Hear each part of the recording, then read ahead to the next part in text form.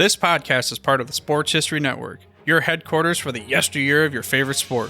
You can learn more at sportshistorynetwork.com. Hello, sports fans, and welcome to another edition of Yesterday's Sports on the Sports History Network. Today, I wanted to discuss the Pro Football Hall of Fame and why so many fans get so worked up about who's in the Hall of Fame and who's not in the Hall of Fame. I belong to several old school football groups on Facebook, and one of the biggest topics of discussion is who should and shouldn't be in the Pro Football Hall of Fame. Everyone has an opinion about who's worthy of having their bust placed in the hallowed hall. If the Hall of Fame voting committee took all of these opinions seriously, half of the players who ever played pro football would be in Canton. Personally, I prefer a Hall of Fame where only the truly elite get inducted. If there needs to be a debate about whether a player should get in, he probably doesn't belong. Here are a few examples of elite players, guys you don't need to debate. Bob Lilly, Dick Butkus, Ronnie Lott, Jim Brown, John Hanna, Paul Warfield, and Johnny Unitas. I could name others, but these are players you don't need to think twice about inducting. They are the best of the best, and we don't need to debate about it. Whenever I see someone comment that fill in the blank should be in the Hall of Fame, I think, here we go again. It drives me crazy more than it should, and I honestly don't know why it bothers me so much. I've written and talked about it numerous times.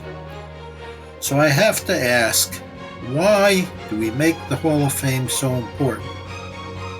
I don't mean the museum itself. I mean the topic of who gets inducted and who doesn't. Why do so many fans act like it's the end-all be-all? First, don't they realize there is a limit to how many people they can induct each year? Secondly, why do so many fans act like it's the ultimate disrespect if someone they deem worthy is not selected?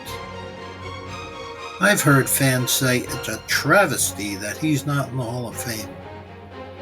A travesty? Really? Isn't that overstating it a bit? Thousands of players and hundreds of coaches had great careers in pro football, and we need to accept that not all of them will get a bust in Canton. It's just not possible. It's easy to criticize the voting committee, but they have a tough job. And despite what fans think, they can't vote for everyone.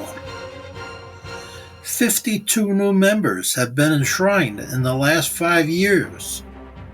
That's a lot, but still, some fans will complain that their guy didn't get in. The Baseball Hall of Fame seems a little more selective about who gets inducted.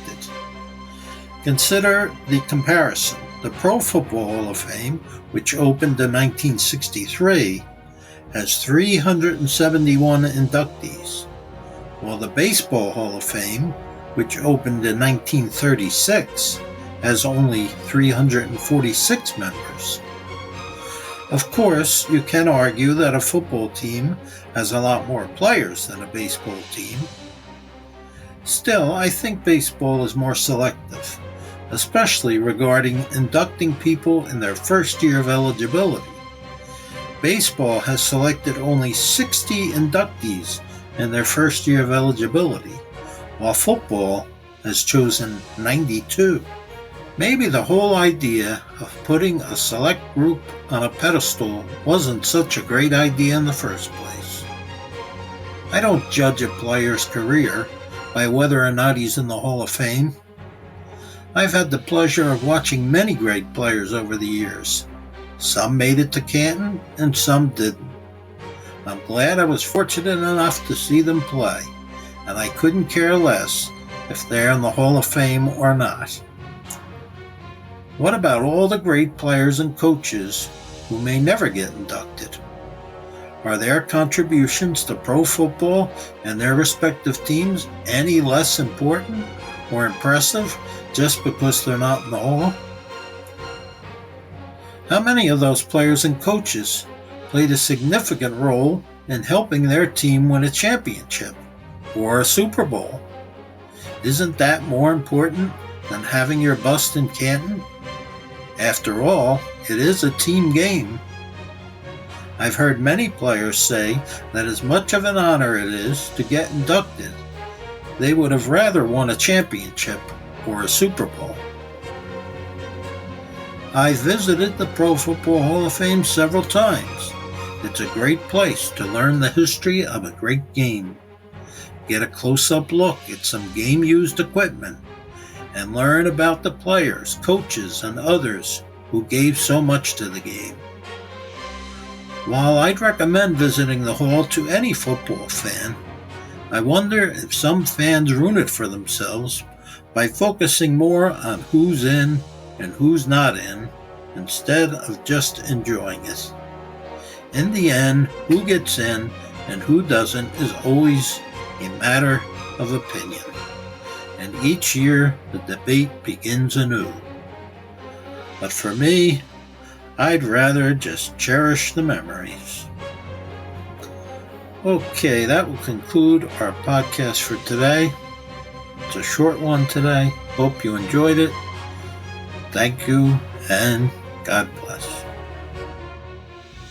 This podcast is part of the Sports History Network, your headquarters for the yesteryear of your favorite sport.